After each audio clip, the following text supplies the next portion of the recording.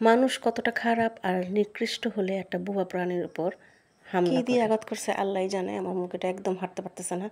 প্রায় 2 দিন ধরে এই মুরগিটার খাওয়া দাওয়া একদম বন্ধ, কিছুই খাচ্ছে না। তো ভাবছি এটাকে জবাই করে ফেলবো। এটা খাওয়া দাওয়া একদম বন্ধ হয়ে গেছে।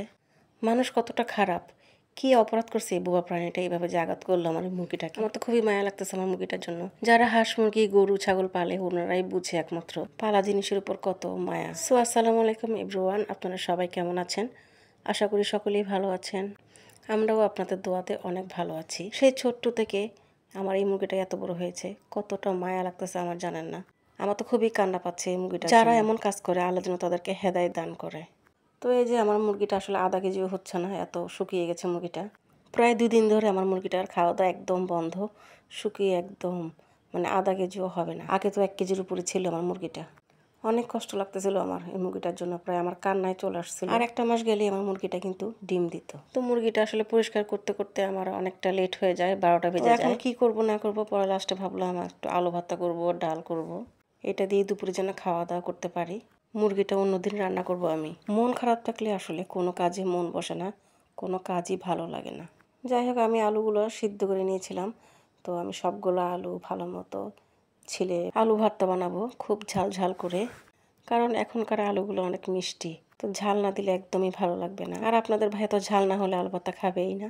আলুগুলো ছিলতে আসলে অনেকটা কষ্ট হচ্ছিল, কারণ আলুগুলো ছিলার সময় মাংস সহ চলে আসতেছিল। অনেক দিন পর আলু ভর্তা খাবো, অনেক দিন ধরে আসলে আলু ভর্তা খাওয়া হচ্ছে না আমাদের। আলু ভর্তা ডাল হলে তো আর কিছুই লাগে না। আর বেশিরভাগ মানুষ তো আলু ভর্তা ডালটাই অনেক পছন্দ করে। আমিও কোথাও বেড়াতে গেলে কোনো ভর্তার কথা শুনলেই আমিও অনেক খুশি হয়ে যাই, কারণ মাছ মাংস থেকে আমার কাছে ভর্তাটা অনেক ভালো লাগে। আর বেশিরভাগ মানুষ তো একটু ভর্তার পাগল থাকে। ভর্তা খেতে ভালো লাগে, কিন্তু বানাতে আমার কাছে অনেকটা বিরক্ত লাগে। আপনাদের ভাইয়া তো আলু ভর্তা ডাল একটা ডিম ভাজি করে দিলেই তাতেই অনেক খুশি। আমি ভর্তা খুবই কম বানাই, ভর্তা বানাতে আমার খুবই বিরক্ত লাগে, তাই আমি ভর্তাটা একটু কম করি। আবার আমার শাশুড়ি থাকলে কিন্তু ভর্তা খাওয়া হয় অনেক আইটেমের। আর আজকের ভর্তাটা অনেক ঝাল হয়েছিল আর অনেক টেস্টও হয়েছিল। অনেক দিন পর ভর্তাটা বানালাম। আমি ভালো করে ম্যাশ করে নিব আলুটা। আলুগুলো ঠান্ডা হয়ে গেছিল, তাই ম্যাশ করতে আমার অনেকটা কষ্ট হচ্ছিল। আর দেখেন আমি কতগুলো শুকনো মরিচ নিয়েছি। আমার কাছে যে কোনো ভর্তা ঝাল না হলে একদমই ভালো লাগে না। আর কারা কারা আমার মতো ঝাল ভর্তা পছন্দ করো কমেন্ট বক্সে জানিয়ে যেও। ভর্তাটা বানানোর পর আমার হাত কিন্তু অনেক জ্বালা পোড়া করেছিল। শুকনো মরিচগুলো আমাদের গাছের, তাই অনেক ঝাল এই মরিচগুলো। আর ভর্তা যদি ঝাল না হয় তাহলে সেই ভর্তা খেয়ে কি কোনো লাভ আছে বলেন? দেশ ও দেশের বাইরে যারা আমার ভিডিওটা দেখবেন, ভালো লাগলে শেয়ার করে দিবেন, লাইক কমেন্ট করে অবশ্যই পাশে থাকবেন। তো আমি পরিমাণ মতো লবণ নিয়ে মরিচগুলো ভালো মতো মেখে নেব। আমি খুব তাড়াহুড়া করছিলাম, কারণ আমার ছেলেকে খাইয়ে আবার মাদ্রাসা পাঠাতে হবে 1:30টার মধ্যে। তো একটা আজান দিয়ে দিয়েছে, ভর্তাটা বানিয়ে আমার ছেলেকে ভাত দিতে হবে, ওকে খাইয়ে তারপর আবার ওকে মাদ্রাসায় পাঠাতে হবে। তাড়াতাড়ি করলে যেমন আরও দেরি হয়ে যায়, আমি যে কোনো কাজ একটু তাড়াতাড়ি করতে যাই, আমার আরও লেট হয়ে যায়। মরিচগুলো ভালো মতো মেখে আমি পেঁয়াজ দিয়ে দেবো বেশি করে। আর আজকে আমি এই সুরেশ খাঁটি সরিষার তেলটা দিয়ে ভর্তা বানাবো। এই তেলটা আসলে খুবই ভালো, খুবই সুন্দর একটা সরিষার তেল, একটা ঝাঁজ থাকে। আমার কাছে রাঁধুনি থেকে এটাই ভালো লাগে। রাঁধুনির মধ্যে সরিষার তেলের কোনো ঝাঁজ নেই। এই সুরেশটা একদম খাঁটি সরিষার তেল, অনেকটা ঝাঁজ ছিল।